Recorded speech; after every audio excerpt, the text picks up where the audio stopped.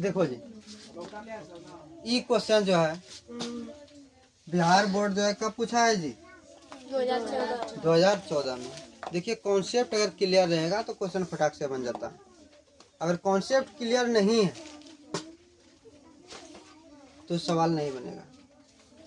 जैसे मान लो तुम्हारी मम्मी गई भोज खाने, तुम्हारी मम्मी गई भोज खाने, किसी का मम्मी गई, आप पूछता कि हौ ना अल, हौ ना अल का मतलब क्या हुआ? किसके बारे में पूछ रहा है? पति के बारे में, उसके पप्पा के बारे में, नहीं जी, कि उसका पति न आया है, इसीलिए तुमको पूछ रहा है हौ ना अल, मतलब वो मम्मी को पूछ रहा है, मैं कही ना एक पप्पा ना आए, यही ना कहता है। उसी वही छुपा हुआ है यहाँ, जैसे तुम वहाँ समझता वही छुपा हुआ है यहाँ। कहता है कि दो वृत्त की त्रिज्याएं, दो वृत्त की 8 सेंटीमीटर तथा 6 सेंटीमीटर, 8 सेंटीमीटर तथा 6 सेंटीमीटर, दो गो वृत्त है जिसकी त्रिज्या 8 सेंटीमीटर तथा 6 सेंटीमीटर है। तो उस वृत्त की त्रिज्या ज्ञात करें। किस वृत्त की? जिसकी परिधि इन दोनों वृत्त के परिधियों के योग के बराबर है। मतलब उस वृत्त का मतलब तीसरे वृत्त का, जो बड़ा वृत्त है उस वृत्त का परिधि ज्ञात करें, जिनका परिधि जो है इन दोनों वृत्त के परिधियों के योग के बराबर है। जब देखो 3 ठो वृत्त की बात कर रहा है, उस वृत्त मतलब तीसरा वृत्त, नहीं जी, तो मतलब वो मान लेते हैं वो बड़ा वृत्त होगा। उस वृत्त का मतलब वो बड़ा वृत्त। तो बड़ा वृत्त के लिए रेडियस क्या माने है? R। छोटका के लिए R1, दूसरे के लिए R2। कोई दिक्कत नहीं। तो देखो, तो जो अगर हम निकालना चाहेंगे,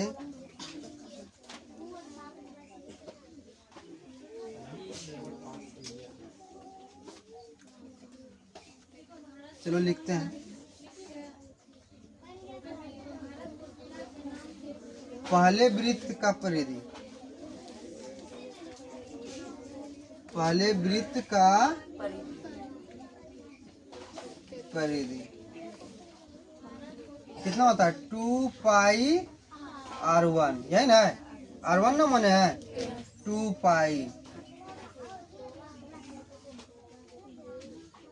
रुको डायरेक्ट सवाल बना देते हैं, उतना लिखने का जरूरी नहीं है। उस वृत्त का परिधि क्या? जिनका परिधि इन दोनों वृत्त के परिधियों के योग के ज्ञात करें। तो तीसरे वृत्त की परिधि बराबर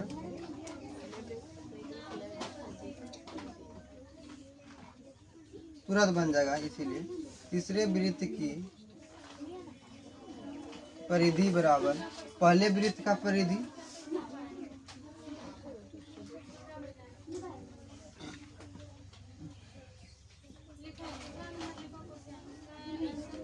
जोड़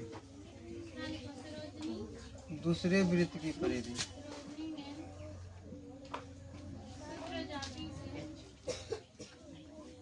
ठीक है, तीसरा वृत्त का परिधि। तो परिधि का फॉर्मूला क्या होता है? 2 पाई R।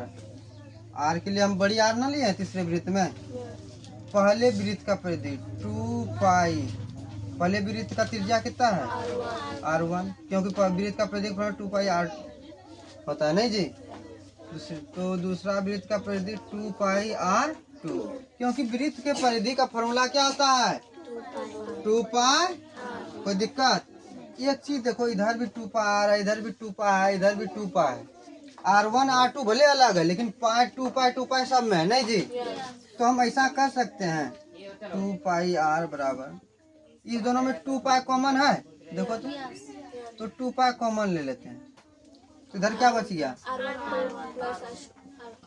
R1 plus pi pi by by 2 pi खत्म हो गया। तो बड़ी R बराबर हो गया R1 प्लस R2। अब देखो R1 का मान कितना है? 6। R2 का मान 8, 814 सेंटीमीटर। समझ में सबको आ गया होगा? अगर उस तरह